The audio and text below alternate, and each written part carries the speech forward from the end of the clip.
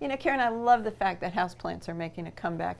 And I thank you and Steve for having us and sharing us with everybody. Sort of a fun take that you have on these. You know, Steve started with aquariums and now he's gone to land with these wonderful terrariums. So what can you share about them? Well, as the aquariums got bigger and bigger, we had small aquariums to deal with. And so I don't know which one of us thought it up, but we decided, well, let's try some plants in there. One of the reasons was we have 3 Adopt-A-Cats, and anybody who has cats knows that they love to eat plants. Yes, they do. And so this was for their protection and the protection of the plants. Yes. And also, we were very busy when we first started this, and these have turned out to be such low maintenance and easy care ways to have greenery in your house. We basically buy plants according to how they look. This is a blue foliage next to a red foliage, a variegated leaf next to a shiny green leaf. So there's lots of contrast and interest because you don't have much blooming in terrarium plants. You just have, you know, texture and form. You've got the one back here with all the tillandsias in it. Yes, the air plants, there's many varieties we found out, and they just require misting because they're native to living on trees under the canopy of forest or jungles maybe.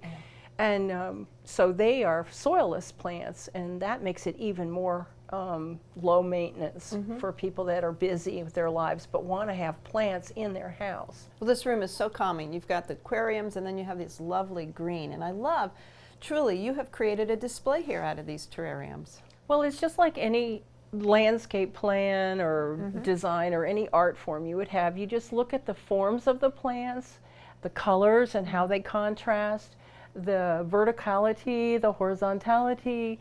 It makes the picture. It's just wonderful to sit here in the morning with my coffee and look at these little landscapes. Oh, I love them. I do, and they are. They're, to me, each one of them is a work of art. The fun part, though, is putting them together and then also taking care of them, tending to them. And you've put together a great little how-to inside. So it is pretty easy. It is pretty easy. So let's go learn your secrets, okay? Sure. You know, Karen, terrariums really are a pretty inexpensive hobby. I can see what's on this table is nothing high-tech here. So talk to me about these wonderful tools. Well, really, the lighting for the aquarium is just a T5 tube lights, and then Steve is trying this compact fluorescent, which is so economical to run. Yes. But you don't need special pruning tools. We use just a paintbrush to clean off the foliage. We plant with a house spoon. I love that trowel. It's small enough that it fits. Yeah. And then I see over there, you know, basic, simple fertilization, and you know, you've got the spray bottle filled with water. We like to use, he switched over to using spring water rather than the city water because it's got minerals and it doesn't have a lot of chemicals in it, and it seems to stain or spot the glass less than using tap water. Tap water worked fine for a long time though, so there's nothing wrong with just using tap water. Right. But it's interesting that you mentioned the glass to keep the terrarium clean, so you can enjoy it more too. Yeah. And then less work. Much less work. But plants do come from nurseries and greenhouses with some insects at times, and nobody's perfect. And I see you're using, you know, the insecticidal soaps. Yeah, this is the best because, of course, it's safe for the house and for the animals in the house. You can move it with your hands around the leaves and take care of things. It's worked very well for us. We don't get many insects, but once in a while you get something. And one way you can also do that is when you get your plants in is you can rinse them off underneath the sink to just take some of the adults off, if you're concerned about that. But the interesting thing, too, I see is you've got some fun things such as this, you know, wood here. And then you have very high specialized soil over there. Well, it's really important to use that soil that's sterile. It doesn't have to be, you know, this particular one. But if you don't use bagged soil, you're likely to get weed seeds in there, and the weeds will grow much faster than the plants that you put in. Don't they always, no matter what? Yes.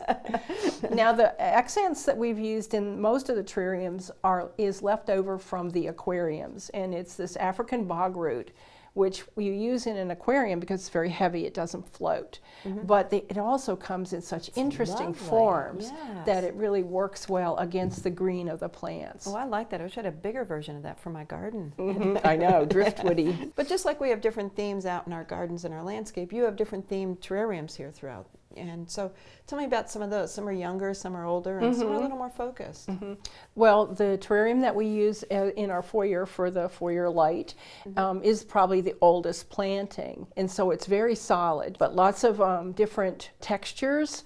One very mean plant in there, an agave. So we won't get any more of those. Yes. But the textures and the forms in there are really interesting, and it's more a desert look. It also has a lot of the bogwood in it. Okay. And then I know you have another one where you've got some pretty little blossoms coming on right now. The tillandsias are really interesting plants, and they're air plants, I think, or sky plants they're called sometimes. So they're green, and then they start to color. Each plant colors up a wonderful rosy red color. Ooh. And when you see that happening, you know that it's about to bloom, that particular pup. And the flower is like an electric purple. It's really cool. That's so fun. Who would ever think an aerophyte could be so fun to look I at? know. It's something different. So it gives a little change, like seasonal change outside. Yes. You know, you have some change in color and blooming inside the tank. And I think that's the whole point of having these beautiful terrariums in our homes, is it gives us something to engage with, to look at, to be able to put some green in our homes once again, because we need to have those plants. Helps with the air. Yes, air quality. Very important for air quality. Protects the cats. Yes. And it's not a complicated, adventure to start off on. No, if you long for houseplants, I think this would be the easiest way to go. You can even just have a single plant and highlight that, or you can have a ground cover. You can have some of those little fairy garden accoutrements and have little landscapes. Yeah. It's just fun to play with. That sounds like fun. Well, I thank you so much for having us and sharing this. It's just been a joy to talk with you about these terrariums. Thanks.